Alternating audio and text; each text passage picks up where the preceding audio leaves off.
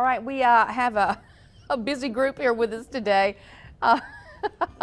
We have our pets here today to talk about keeping your pet safe during the holidays. We know we all get busy, and there are some dangers that we may not think about. And so joining us today, we have our regular Dr. Jerome Williams, along with Dr. Sandra Morales Foster and Dr. Brandt Tolbert. Good to see you all. Good morning. Good morning. We're from the Emergency Animal Clinic on Acton Road, where they see those cases that occur in the middle of the night and on weekends when the rest of us in general practice are closed. This is not Jillian, even though it favors Jillian very much so. Dr. Tolbert, who's this? This is Sandy's dog. We're just Yes. This is Harriet. It's Harriet. Okay. So when we're talking about things like plants, like poinsettias, even nuts. I know macadamia nuts, those type of things. Nuts are real popular during the holidays. What happens to an animal if they consume those? It's mainly macadamia nuts is the main thing you worry about, and they can cause either neurologic problems with the back legs, or Really? it's very high fat in those nuts, since they can cause actually pancreatitis as well. Oh my goodness. So, and we may not think anything about it if you're eating nuts, you know, if your pet's there to give them a bite of that, right? or if they have them out, just some mixed nuts out on the table. And they're too tempting? They can reach them and get into them that way. And what is it? What do you see? What have you seen over the years of people, something happening during the holidays? Well, just last night we had a lot of calls about chocolate, because all of us are giving gifts with chocolate. So we receive a lot of calls concerning chocolate toxicities.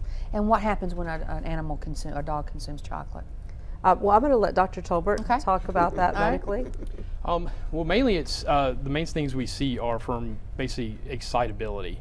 They can actually have heart problems. Arrhythmias is from basically getting a caffeine-like high from them if they eat a lot of it. And the most dangerous thing is baking chocolate, because it has a much higher amount of that. It's called theobromine is what you worry about. So a certain kind of chocolate is worse than, say, a Hershey's candy bar. Right. They can get sick from eating those, but the baking chocolates, those kind of bitter chocolates that you use to cook with, those are the ones that have a much higher percentage of that in Now, there. I will tell you this, our dog, Golden Retriever, was a crazy puppy, got into a bag of candy that my son had in his room, and I called Dr. Williams and I said, I don't know how much he ate, but you told me to put peroxide down his throat to make him throw up. I mean, so do you try that first, or do you call you guys immediately?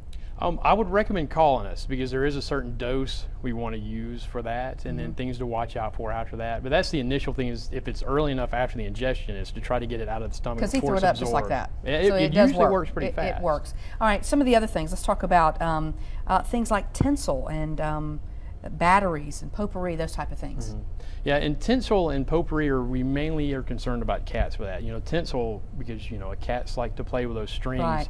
If they ingest those, they can be very, very severe problems with that, called the linear foreign body, where the intestines kind of bind up together and can actually cut through the intestine. So if there's a cat in the house, we usually recommend avoid tinsel Altogether. just Yarn, completely. any kind of string type. Yeah. Because they can't help themselves but play with that. All right, you have another pet over here with you, and I want you to be able to see it. And tell us, Dr. Morales, who this is. This is Biscuit. And Biscuit is about 12, you said? Biscuit's about 12 years old. Now, Biscuit looks very comfortable. I'm just going to lay over here. Does it make a difference in the age of an animal if they get into these type of things? It usually does. I mean, it can be toxic for any age dog. I mean, sometimes the older pets, so they have a pre-existing condition, can make it worse if they already have something else going on, which a lot of older pets do. But any age dog or cat can be affected by some of these things. One of the things we see, though, Doctor, the younger ones are more inquiring, they're more inquisitive and more adventuresome. So generally they'll tend to eat those things. The older ones with experience may tend not to eat.